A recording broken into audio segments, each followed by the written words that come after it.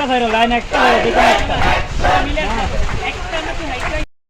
ছাত্র সমাজ জেগেছে